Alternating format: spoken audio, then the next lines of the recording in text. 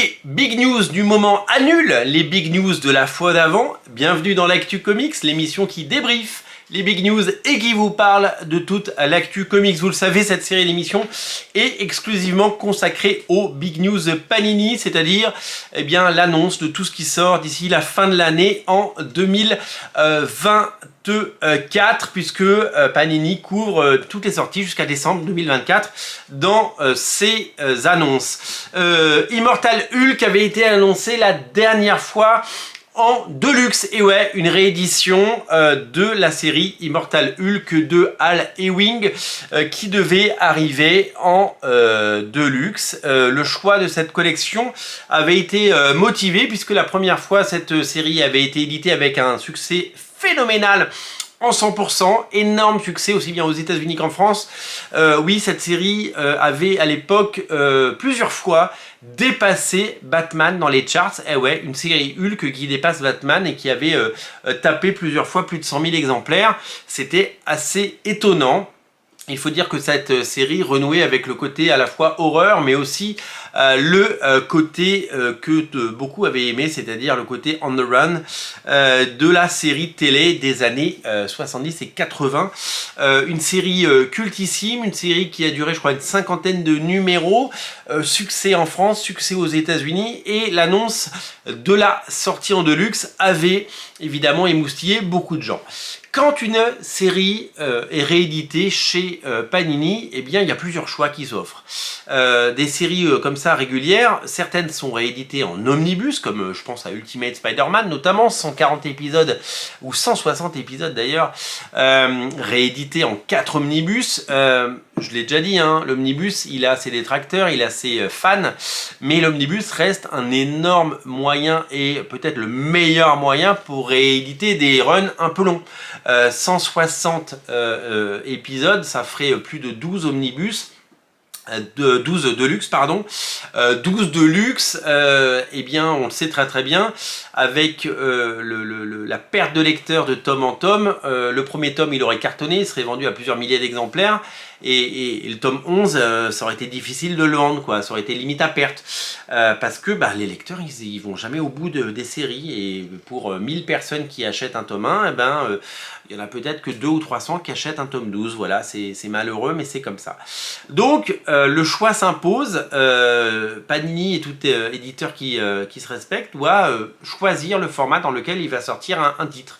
Et donc, Ultimate Spider-Man s'est imposé en omnibus. Aujourd'hui, c'est réédité, vous le savez, dans la collection Pocket, qui est une autre collection premier prix qui, bien sûr, permet à une autre génération de lecteurs de découvrir une série qu'ils n'auraient pas souhaité lire en omnibus, parce que y a des fans des omnibus et il y a des gens qui préfèrent d'autres collections. C'est la variété, évidemment, et le choix qui est proposé aux lecteurs en France, et on a la chance d'avoir le choix parce que des séries qui existent dans 2 collections, c'est pas tous les jours facile, mais je vous l'ai dit, Ultimate Spider-Man aurait pu sortir en Deluxe, et il y a d'autres séries qui auraient pu sortir en omnibus mais qui sont sorties en Deluxe.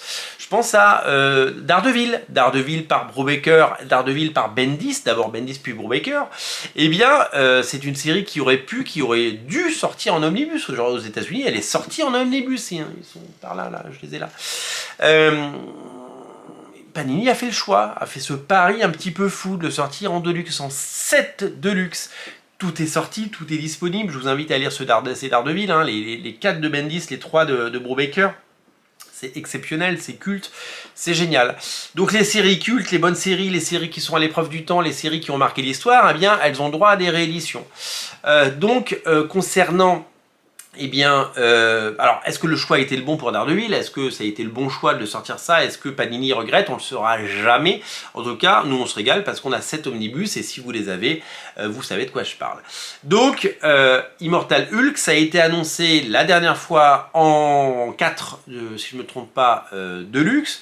Et là, retournement de situation, puisque finalement c'est en omnibus que ça va sortir. Donc, il n'y a pas une double sortie, hein. Ça ne sort pas d'abord en Deluxe, puis en omnibus. La sortie en Deluxe est totalement annulée. La sortie en Deluxe ne se fera pas et ça va directement sortir en omnibus. Pardon, excusez-moi. Le reste de Covid est toujours là et on se remet doucement de cette petite parenthèse dont on se serait tous bien passé. Donc pas de Deluxe, mais à la place 2 omnibus géants pour l'intégralité de la saga Immortal Hulk. Quelle est votre réaction? Vous allez nous la donner en commentaire, bien entendu. Il y a des gens qui vont dire c'est dégueulasse, et il y a des gens qui vont dire j'adore. Évidemment, c'est ça la magie de notre époque, c'est que tout le monde a un avis, tout le monde le donne, et bien sûr tout le monde peut s'exprimer. Donc, que pensez-vous évidemment de ce revirement de situation? Aviez-vous l'intention de précommander, d'acheter ou de lire Immortal Hulk en Deluxe? Allez-vous plonger? Réjouissez-vous? Est-ce que vous vous réjouissez de la sortie future en omnibus? Eh bien, je vous pose la question. L'omnibus arrive... je viens de perdre le truc. L'omnibus arrive en décembre 2024, juste à temps pour Noël. Et vous allez certainement vous régaler. 2 autres infos à retenir sur la journée d'hier. La sortie en 100% de la mini-série Avengers Twilight, qui est scénarisée par Chip Zdarsky, scénariste de Batman et Daredevil, et dessinée par Daniel Acuna, qui connaît bien les Avengers, puisqu'il a dessiné notamment les New Avengers. Et l'autre série, c'est Invaders, les fantômes de la guerre. C'est en Deluxe cette fois. Chip Zdarsky au scénario, Carlo Magno au dessin, et le retour de Butch Wise, qui a déjà dessiné les Invaders certainement. Ça s'appelle Les Fantômes de la Guerre et ça sort en septembre. Avengers Twilight, c'est en novembre. Voilà pour cette fin d'année et voilà pour ces séries consacrées aux Avengers notamment, avec évidemment cette grosse annonce que je rappelle, la sortie de Immortal Hulk de Alewing, Joe Bennett, Lee Garbett et Kyle Hodges, avec l'ensemble des one-shots également. Il n'y aura pas que la série régulière. C'est signé Alewing. C'est en Marvel Omnibus et ça sort en décembre 2024. Voilà, vous savez tout. On se retrouve très bientôt pour d'autres actus comics et d'autres big news. Salut!